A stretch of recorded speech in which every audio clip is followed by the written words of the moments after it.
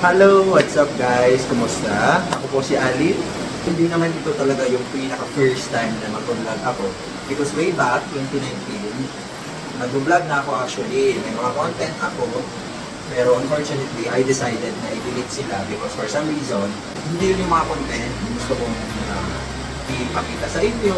Hindi yun yung mga content na gusto kong ipapagi. Yung nilalabas kong personality sa video is not authentic.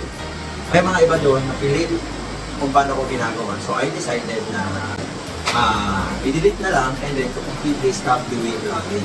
So ngayon, babalik ako para magsimula ulit. This time, I am planning or I am aiming na hindi myself to be as authentic as me.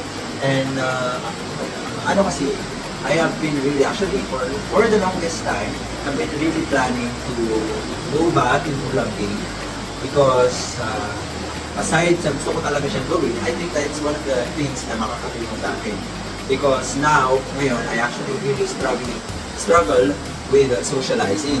So, pag may kausap ako, hindi ko na-express na maayos yung sarili ko, yung thoughts ko.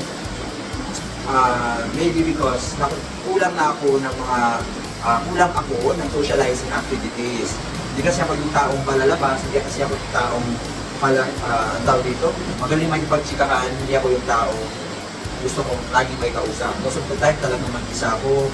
I'd rather watch movie, I'd rather watch TikTok or ng YouTube, mag-play ng Mobile Legends, kaysa makihalubilo. And ang naging implication dun sa akin is sobrang hirap makipag-socialize. Aside sa ako kasi yung tipo ng tao na very conscious, so very awkward yung personality ko. Sabi nga ng mga kaibigan ko way back in college, para daw ako may napakakapal na barrier sa harap ko ng hirap tibagin. Kasi always daw ako may reservations, which is true naman. One of the main reasons kung bakit ako nagsistruggle makipag-socialize o express ng thoughts ko is because lagi ako may reservations. Pag nakikipag-usap ako, lagi akong may hindi sinasabi, lagi akong nag-filter na kung ano yung sasabihin ko. Maabot sa punto na parang yung utak ko is hindi nakakasabay. Hindi nakakasabay sa gusto ng sabihin ng bibig ko. So, ending, hindi ko na-express ng maayos yung gusto kong sabihin. So, I thought maybe vlogging can be a platform for me to improve or for me to ibalik yung speaking capability ko. That is why minsan na-frustrate ako na bakit naging ganito yung personality ko, hindi naman ako ganito dati. So, gusto kong, I wanna do something. I wanna do something meaningful at the same time, something that I'm sure na makakatulong sa akin to get my goal.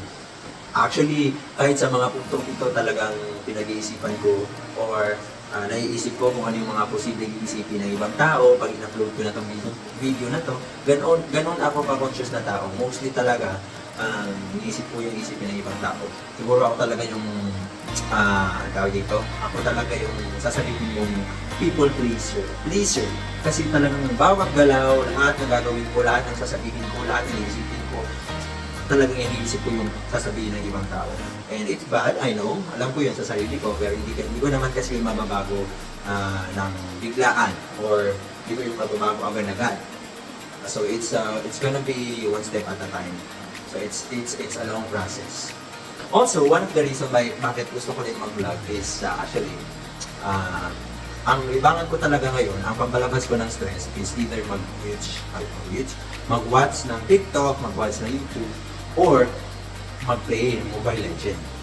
Although okay naman yung wala namang problema sa panonood ng TikTok and YouTube and movies, yung Mobile Legends talaga. Pag once na grabe yung implication niya sa akin kasi nawawala ako sa mood, all throughout the day or siguro mga ilang oras wala ako sa mood, nanginginig ako. So sabi ko, i-delete ko na tong ML kasi hindi na maganda talaga yung effect niya sa akin. Actually, matagal na, ilang beses na ako nag-attempt na i-delete ko yung ML ko, pero parang nagre-relapse kumbaga, parang gano'n.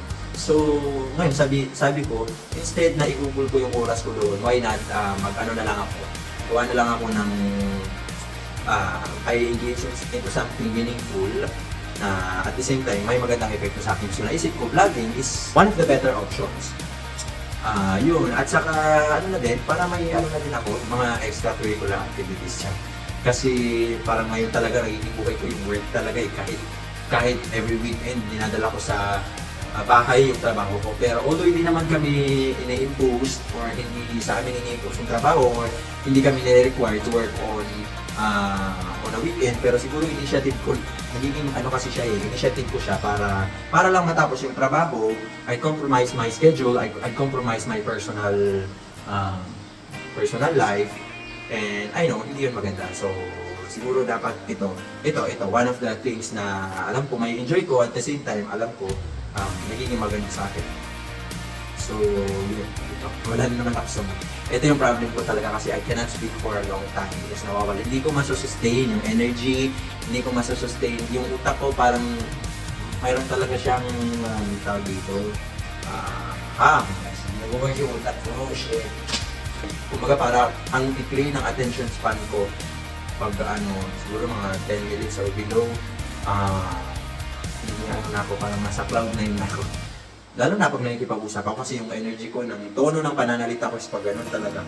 I will start from a very good tone and then hanggang sa wala na, iba na makipag-usap. So I'm very hopeful na vlogging can help me get through this. At the same time, I want to establish a good image then and a good career when it comes to vlogging. So yun lang guys, maraming salamat sa panonood and I hope you watch out for my future vlogs and I hope you support me and I hope that hindi niyo ako i-judge. So yun, bye guys, thank you so much.